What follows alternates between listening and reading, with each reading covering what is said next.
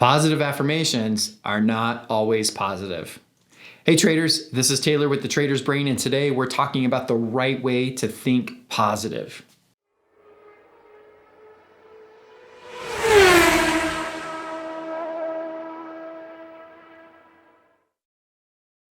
So about a month ago, I was listening in on a trading webinar where one of the participants brought up this issue. They said, I need some help with accepting risk. I keep missing trades I should take for fear of losing. The minute I change my account from sim to live, a different feeling comes over me. Now, Merritt Black, who was the meeting host and a professional trader, spent the next 20 minutes coaching this trader on mindset. It was a superb session. It was so good. I'll actually include the link to that video in my video description. Now, even though Merritt isn't a mindset coach, he did a great job coaching this particular trader. Because in a nutshell, what Merritt tells this trader is that they need to begin to embrace affirmations.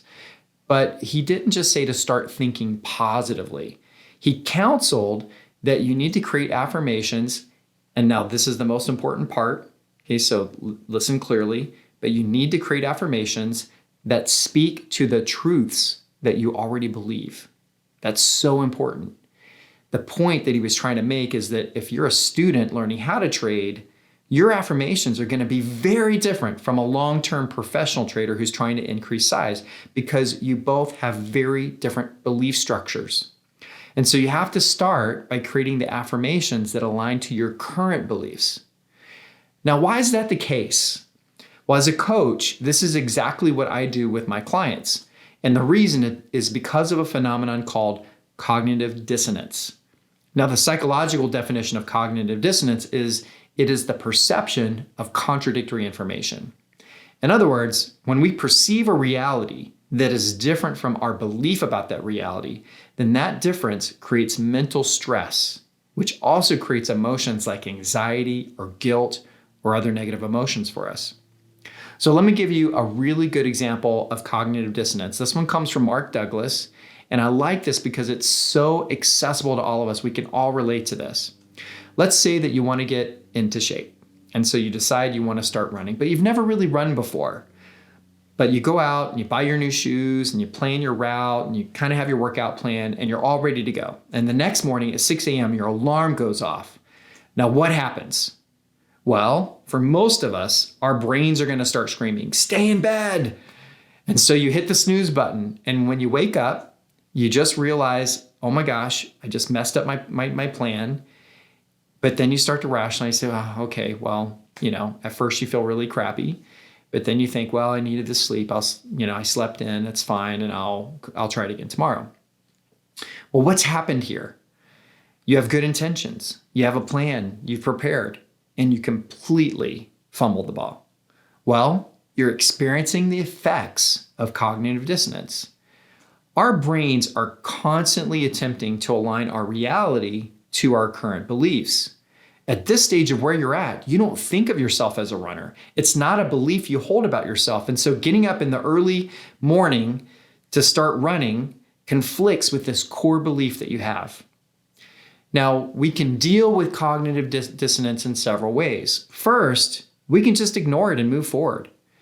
But that means we're going to feel a lot of discomfort. When you start running, when you're not a runner, you're going to feel discomfort, not just physical, but emotional discomfort.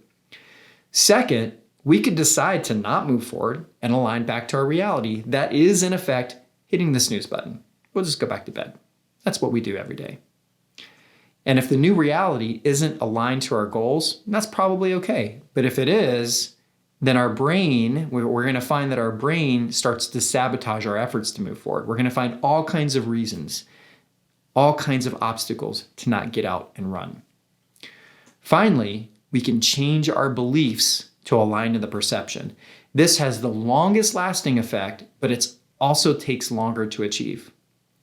As traders, positive affirmations are a great tool for us, but using them when they don't align to our core beliefs can actually have the inverse effect.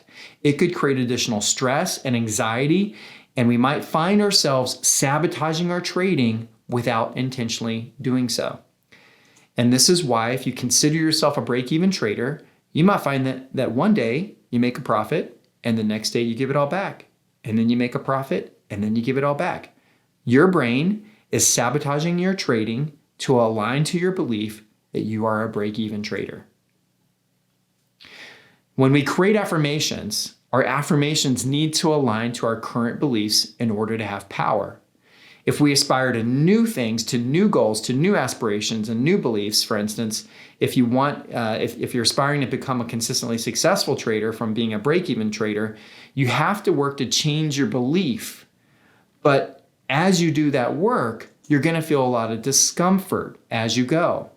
And the reason is that for a period of time, you're going to need to lean into a reality that you don't yet believe, while at the same time shifting your current beliefs. Now that you know how powerful cognitive dissonance can be and how it affects your decision making, what do you do when it comes to positive affirmations? Well, first, understand what you believe about yourself as a trader, what you believe about the markets, and what you believe about your edge. And then find affirmations that align to those beliefs. Write them down. Look at them before every trading day and repeat them whenever possible. This is the work part of mindset work. Mindset books are fantastic, but you're not actively changing your mindset when you're reading a book. You need to practice mindset the way you would practice a new trading skill. So write things down and practice saying them and practice believing them. But make sure your affirmations align to what you believe today, but also get you to where you want to go from your result perspective. What about aligning to new beliefs? So that's a whole video series in itself, but let me give you a brief answer. Once you know your current beliefs about trading, then you can go through them and decide which ones serve you in meeting your goal and which ones don't.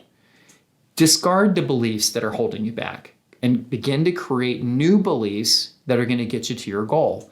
Now, there's still a lot more work to do to change your beliefs, to start learning how to believe those new things, but this will at least get you started. Just sit down, write them out, know what you believe today, get rid of the things that aren't helping you, and write some beliefs, some aspirational beliefs that you want to have that are going to get you to become a consistently successful trader. So this is the right way to think positively. Align your positive thoughts to your current beliefs, and you'll get the most value and the most power out of this process. All right, traders, until next time, happy trading.